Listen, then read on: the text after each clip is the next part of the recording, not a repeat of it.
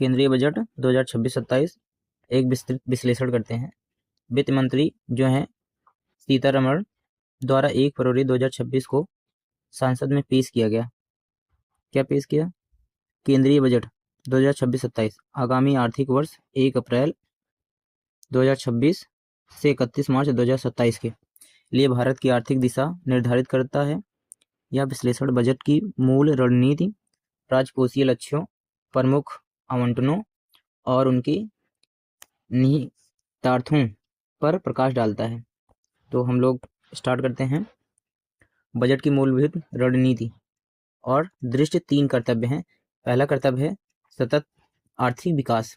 Budget का पहला स्तंभ मजबूत और टिकाऊ आर्थिक विकास को बढ़ावा देने पर केंद्रित है, जिसके दीर्घकालिक समृद्धि सुनिश्चित हो सके। क्षमता निर्माण। दूसरा स्तंभ देश की उत्पादन क्षमता, नवाचार और मानव पूंजी के विकास पर जोर देता है, जिससे आत्मनिर्भरता बढ़े।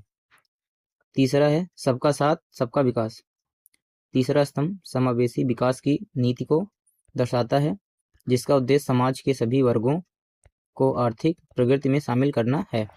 इस बजट की रणनीति तेजी से धन बांटने की बजाय मजबूत आधारभूत संरचना तैयार करने पर केंद्रित है, जिसके कारण कुछ आलोचकों ने इसे स्थिर लेकिन रोमांच नहीं बताया। राजकोषीय लक्ष्य और वित्तीय ढांचा देखते हैं। राजकोषीय घाटा क्या है? Physical deficit. यह लक्ष्य दर्शाता है कि सरकार अपनी वित्तीय स्थिति को मजबूत करने और राजकोषीय विवेक बनाए रखने के लिए समृद्ध है। घाटे को कम करने का अर्थ है कि सरकार बाजार से कम उधार लेगी, जिससे ब्याज दरों पर दबाव कम होगा और निजी निवेश के लिए अधिक संसाधन उपलब्ध होंगे। राजकोषीय घाटे क्या हैं? राजकोषीय घाटे का लक्ष्य सकल घरेलू उत्पाद यानी कि जीडीपी के 4.3% पर निर्धारित किया गया है, जो पिछले वर्ष के अनुमान 4.4% से कम है। यह सरकार की खर्च और आय के बीच नियंत्रण बनाए रखने की कोशिश को दर्शाता है, ताकि अर्थव्यवस्था पर अनावश्यक बोझ न पड़े। वित्त मंत्री सीतारमण ने क्या बोला है? वित्तीय स्थिरता हमारी प्राथमिकता है। इस बजट के माध्यम से हम एक मजबूत और टिकाऊ आर्थिक भविष्य की नींव रख रहे हैं। इंफ्रास्ट्रक्चर पर बड़ा जोर दिया है। रिकॉर्ड कैपिटल आय।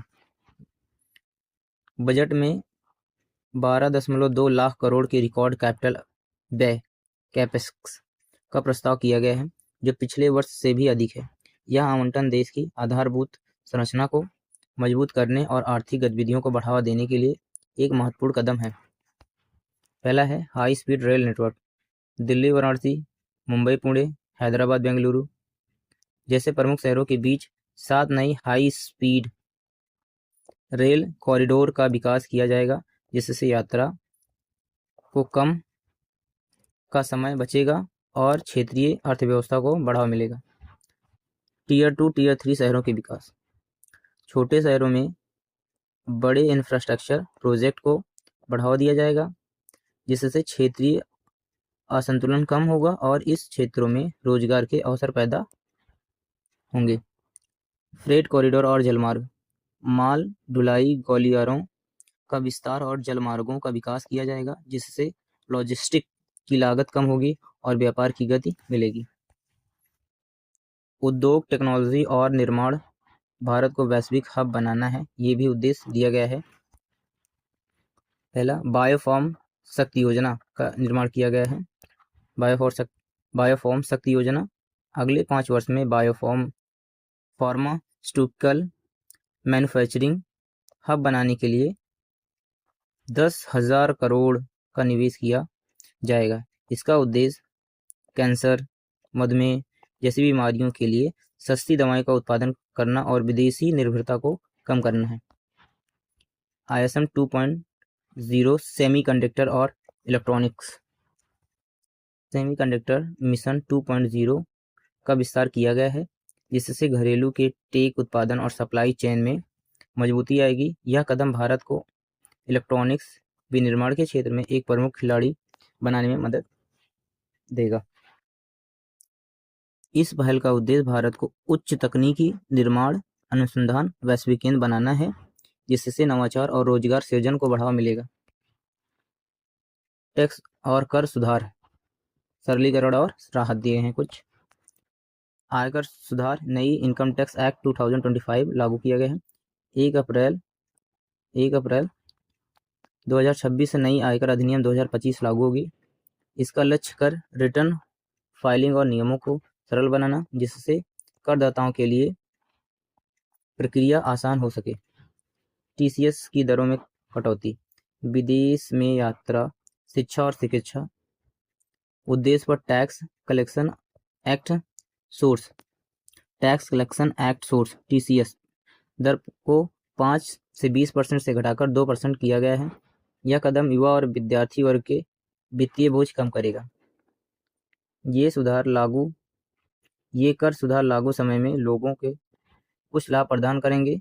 हालांकि आयकर स्लैब में कोई बड़ा बदलाव नहीं किया गया है।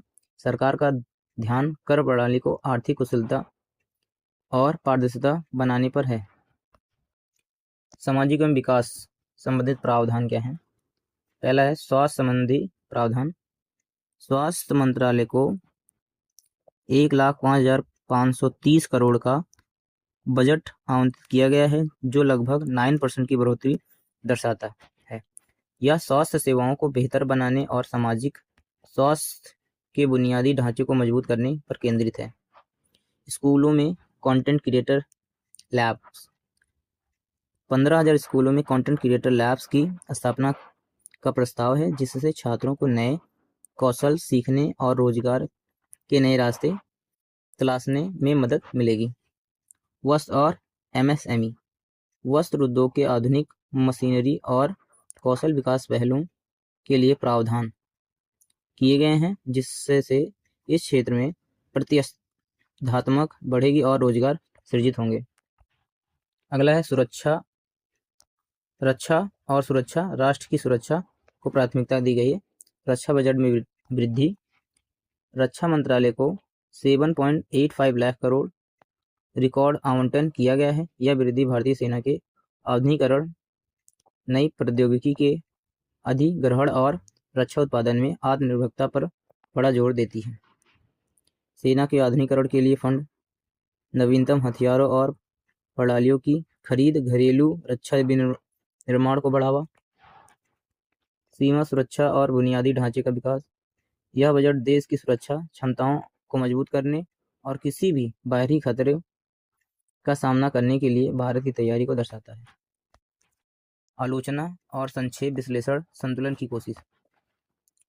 मिडिल क्लास के लिए सीमित राहत, टैक्स स्लैब में कोई बड़ा बदलाव नहीं और जीएसटी या सीधे करों में कटौती न होने से मिडिल क्लास में थोड़ी निराश महसूस कर सकती है। किसानों के लिए हिस्सा घटा। कुछ विश्लेषकों का दावा है कि कृषि संबंधित बजट अनुपात में थोड़ी कमी आई है, जिससे कृषि क्षेत्र को और आर्थिक समर्थन का आवश्यकता पर सवाल उठते हैं। विकास उन्मुख पर जोर।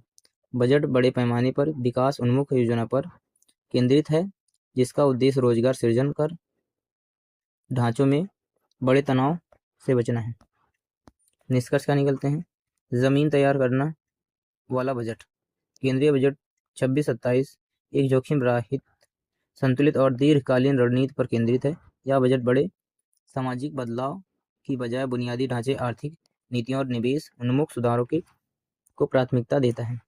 राजकोषीय स्थिरता, घाटा नियंत्रण और वित्तीय विवेक, सुरक्षा मजबूती, रक्षा बजट में महत्वपूर्ण वृद्धि, बुनियादी ढांचा विकास, रिकॉर्ड कैप्स और कनेक्टिविटी, प्रौद्योगिकी प्रोत्साहन, बायोफार्म और सेमीकंडक्टर। कई विशेषज्ञ इस बदलावकारी नहीं है, लेकिन जमीन तैयार करने वाला बजट मानते हैं या भविष्य के लिए एक ठोस आधार बनने की दिशा में एक महत्वपूर्ण कदम है। धन्यवाद दोस्तों देखने के लिए।